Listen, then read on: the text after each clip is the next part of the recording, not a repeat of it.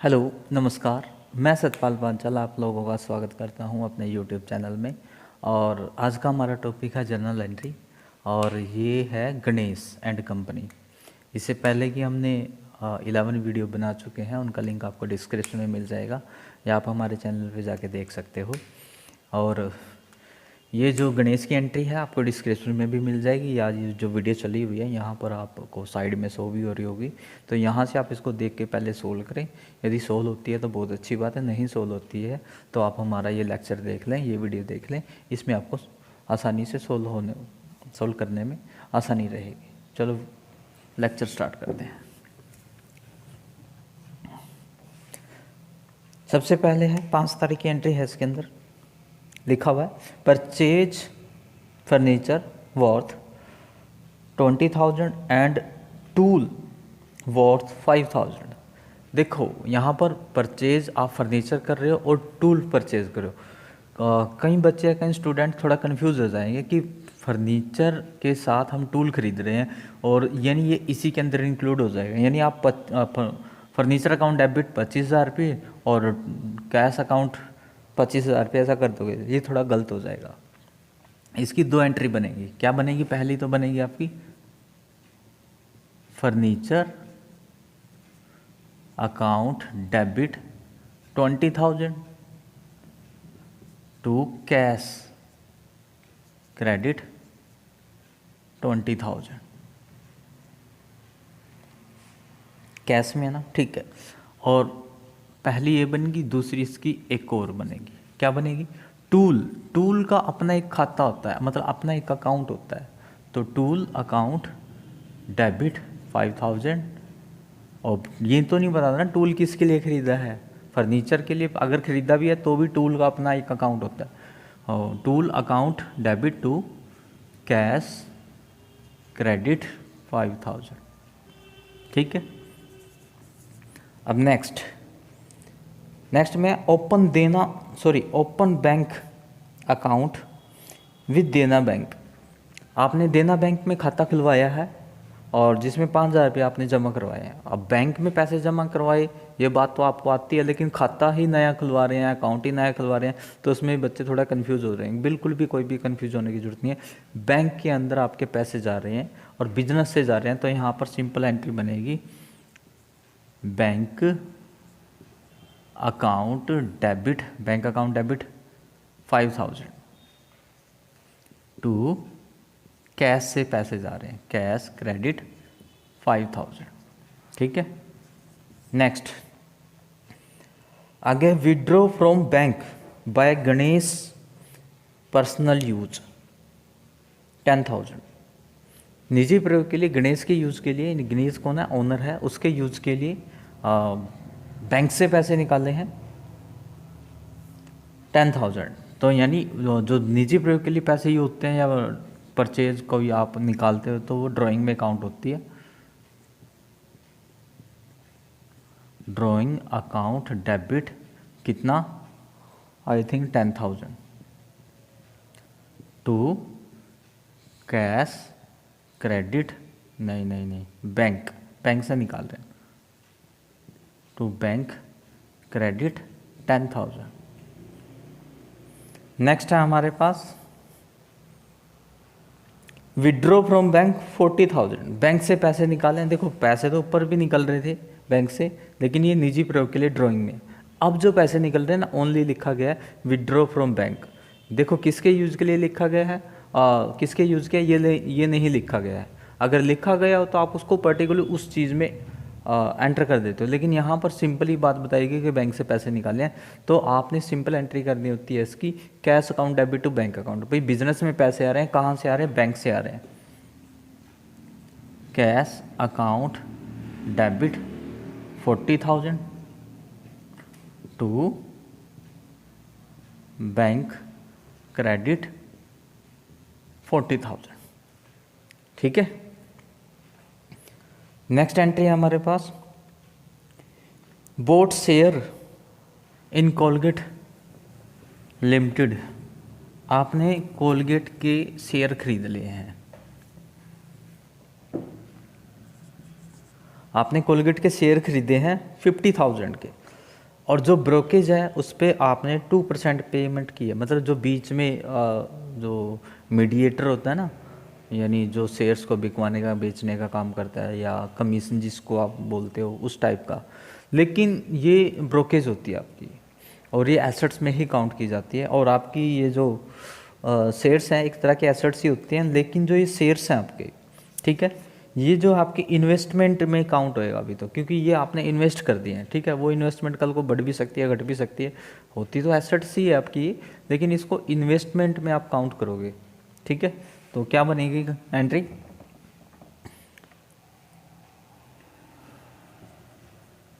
Investment account debit, कितने का था आपका, 50,000 रुपये के थे, और 2% आप इसका निकाल लोगे तो 5 दूनी 10, यानी 1,000 रुपये आ जाएगा। और 1,000 रुपये उसके ब्रोकेज है तो उसमें काउंट हो जाएगा, तो यानी 50 और 1,000 रुपये ब्रोकेज, यानी 51,000 बन जाएगा। और 2 इसकी जो पेमेंट होती है ना बैंक से ही होती है ज़्यादातर, तो यहाँ पर बैंक लिखेंगे हम, बैंक क्रेडिट 5,000, ठीक है। और नेक्स्ट है परचेज पोस्टेज 100, 100 रुपये की पोस्टेज खरीदी है। लास्ट एंट्री में बताया था आपको, पोस्टेज का अपना एक खाता होता है पोस्टेज का। पोस्टेज कितने खरीदी है पोस्टेज, हाँ। अब देखो इसमें आपको टोटल बता दिया है कि 100 रुपये, 100 रुपये में जैसे हो सकता है उसने एनवलप खरीदे हो या कोई स्टैंप या कोई टिकट खरीदी हो, वो पोस्टेज में ही काउंट रहेंगे। 2 कैश क्रेडिट 100 रुपीज़। नेक्स्ट है हमारे पास paid to Ashok out of business fund, out of business fund for their repair of residential house of Ganesh. मतलब अच्छा, यहाँ पर हो क्या रहा है, गणेश की रेजिडेंस की रिपेयर कराई आपने, ठीक है, और वो थोड़ा बिजनेस से हटके हो गया ना, मतलब भाई रेजिडेंस के आपने फंड पे किया, मतलब पैसे दिए हैं रिपेयर के लिए, और बिजनेस से ही निकले हैं वो तो। और मालिक के ऊपर कोई भी खर्चा होता है तो वो आपका ड्राइंग में ही काउंट होता है। और कितने दिए हैं, 4,000, ठीक है। तो ये ड्राइंग में ही काउंट होएगा आपका, ड्राइंग अकाउंट डेबिट 4,000, हाँ 4,000। और 2 कैश दिया आपने, कैश क्रेडिट 4,000।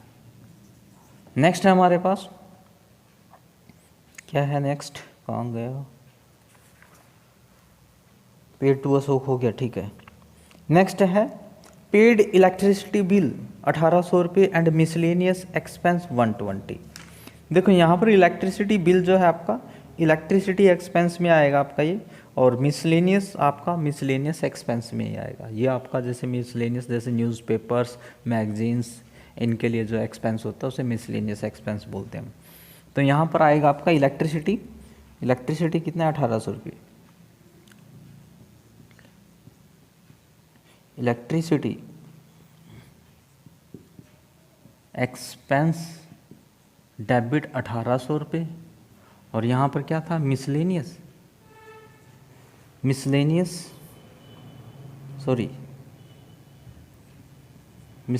ये वाला आएगा,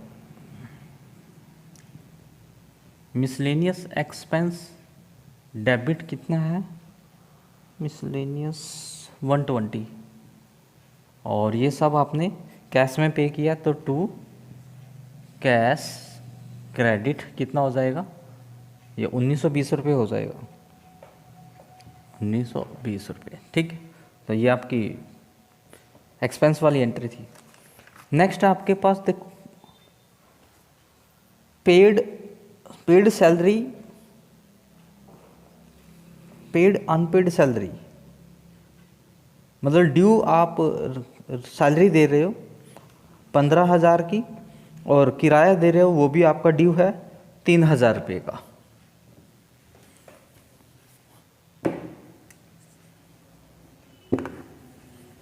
यहाँ पर सैलरी पे हो रही है, सिंपल अगर सैलरी होती तो हम लिख देते salary account debit to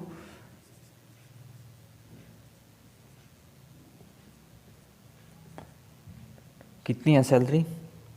15,000। To cash या बैंक, फिलहाल ये जो सैलरी है ये ड्यू सैलरी है, बकाया सैलरी है। ये आपको कौन सा आउटस्टैंडिंग एक्सपेंस है आपका, तो ये आपको बेसिक टर्म में समझाया गया होगा। तो यहाँ पर क्या बनेगा?